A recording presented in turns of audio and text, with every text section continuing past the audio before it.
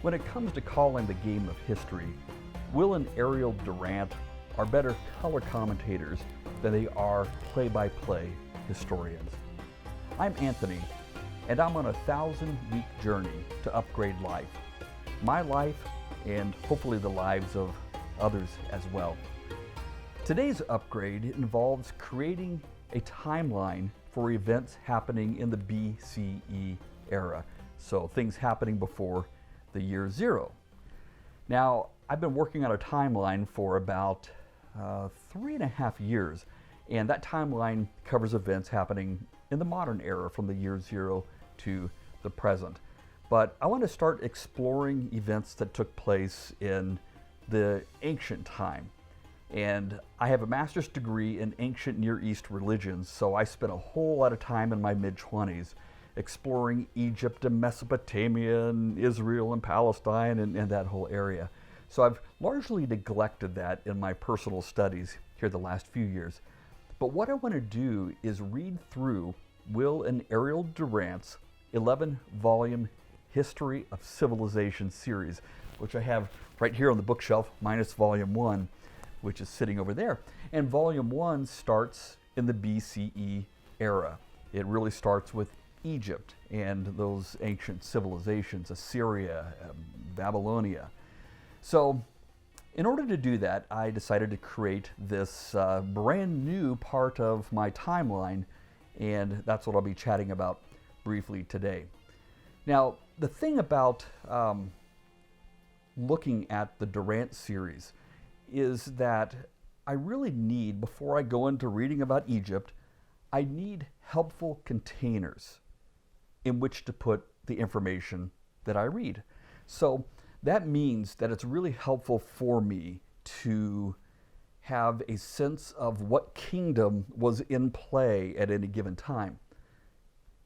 It helps to have a sense of what dynasties were in play during that kingdom. It helps to have a sense of what specific pharaohs were ruling during a given dynasty, during a given kingdom. And if I can have all that information set up neatly and nicely, then I've got a wonderful organizing system that I can use to put the content that I'm learning and reading on a regular basis. And that will hold true whether I'm reading through the Will Durant series, whether I'm watching a documentary on the Smithsonian Channel, or whether I go to an Egyptian display at a local museum. But here's the problem. I spent 2 hours last night taking a look at pages 113 to 115 in Will Durant's first volume, in which he, maybe Ariel was working with him at the time as well, lays out the dates for Egypt. And so I put all that stuff in the timeline. And then, of course, continuing to explore other sources, I found that there were other timelines that mentioned these things called intermediate periods, which were not in the Will Durant timeline. So I'm like, what's up? What's the most accurate version of this? And as I started to look at the consensus around the dates regarding Egyptian history that are being set forth today on Wikipedia and in textbooks, etc., I found that there was a pretty big difference between what Durant was stating and what the contemporary consensus is. So that led me to a question. Do I just overwrite everything that the Durants had put down in that table, or do I add a second column? Well, I decided to add a second column and drew mainly from National Geographic and their book on the history of the world, and there they mention the intermediate kingdoms along with the other, or intermediate periods along with the other kingdoms that surrounded that. So let me head over to the computer and I'll show you the timeline that I have as of this point. This is a wide-angle view, if you will, of my new BCE timeline that I just created the other day. Let me just by contrast show you my other part of the timeline going from AD to present. And this, for example, is a more up-close shot of the year 1898. And you can see who's ruling at the time in terms of US presidents. The red indicates they were at war, in this case with Spain, who the popes are, the English monarchs, all that stuff. And it goes on further to the right. The one thing I want to point out is the presence of the main column. I've relabeled that several times. It used to be just American history, but I kept dumping other things there. And so it becomes my central dumping ground for whatever content I want to put there to grab my attention, and what content doesn't fit neatly over in one of these other columns. Let's go back over to the BCE chart, and you can see that I have also put in a main column, which really has no information at this point other than a couple of notes. Now, of course, when you're dealing with ancient history, you have to have Greece, you have to have Rome. I put Sparta, Egypt, of course. I put a column for the Old Testament, when particular books were written, for example, so I can gauge the historical context. What was going on with Israel, Judah, the Assyrian Empire, etc. And I'll probably add more columns as I explore more content. But that's a basic overview of how the column or how the spreadsheet works. It begins with year 1 and then walks backwards to 2 BCE, 3 BCE, and I've got January through December for each of these years through about the year 1500, only because I was finding historical information that would give me a specific month and sometimes a specific day, all the way back, several hundred years into the BCE era. Eventually, I get to the year 1500. I'll just scroll way down here past this, and you can see I have eliminated the months. So here is year 34, 37, etc. And whatever happened during that year goes into a single cell rather than having 12 rows going across. So let me scroll up to the year 1700 just to give you a sense of the difference between the timelines of Durant and the National Geographic Society when it comes to describing the history of Egypt. And it does get a little bit squirrely in terms of navigating around this thing. There's no doubt about that. But one of the cool things about this is it gives me a really good sense, or a much better sense, of how much time passed between major events. So here we've got 1700. And according to the National Geographic data that I came across, we have got the second intermediate period that is going on right now, and we've got the invasion of the Hyksos. Now, what we've got for Durant is we've got the Hyksos domination that's already in play here. In fact, if we scroll down through, we go all the way back to the year 1800. So there is some squishiness when it comes to the dates, and the Durants basically paint the Hyksos domination between 1800 and 1600. So there are times in which the dates are quite a bit off. So I decided to go ahead and just keep the Egyptian dates that the Durants listed in their book, because that's what I'll be reading through, and I'll take it with a grain of salt, and I'll use the more standard dates that scholars tend to be using these days. So here's kind of the anatomy of a cell. Let me zoom in just a little bit more and show you what I've got. So I've got the second intermediate period that I listed first, and that defines this whole era that you see running up and down this column. I put a straight bar, and then I put in D13 through D17, and for me that's shorthand for dynasties 13 through dynasty 17. And I read last night that there were actually 4 dynasties that were going on at the same time, 2 in the upper, 2 in the lower, because they split even further than just upper and lower. So, and then what I do is I just enter the information that I find relevant to that particular time frame.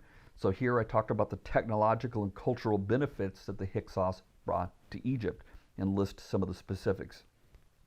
Now, of course, I can go into much greater detail here, and when I do, I'll just go and expand the size of this particular cell, so I know what was going on in Egypt in 1698 by looking at that particular cell. Let me scroll down a bit further to the year 2039 on the timeline, and look at a comparison.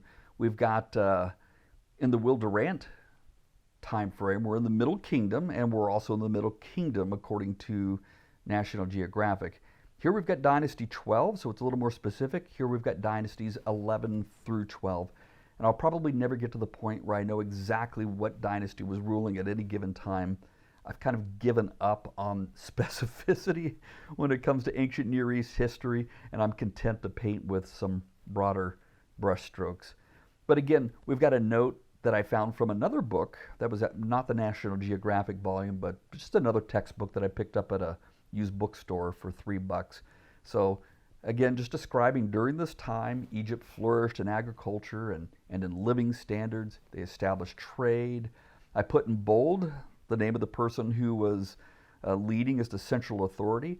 I'm assuming as I look more specifically at this, I will list him here as the ruling pharaoh during that particular dynasty in the Middle Kingdom, and then denote whether he was part of the 11th or 12th.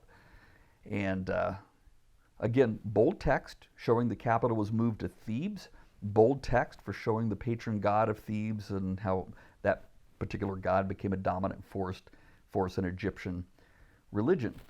Now the cool thing is, when I go to a museum, I'm going to be looking for artwork regarding these particular characters. I'm going to be looking for artwork that typifies that historical era regarding Egypt. And then I'll take pictures with my cell phone at a museum and then come back and enter that data in here. Now let me scroll down to the year 2900. So we're going to drop about 1,000 years, get down to 2900, and usually not zoomed in quite this close.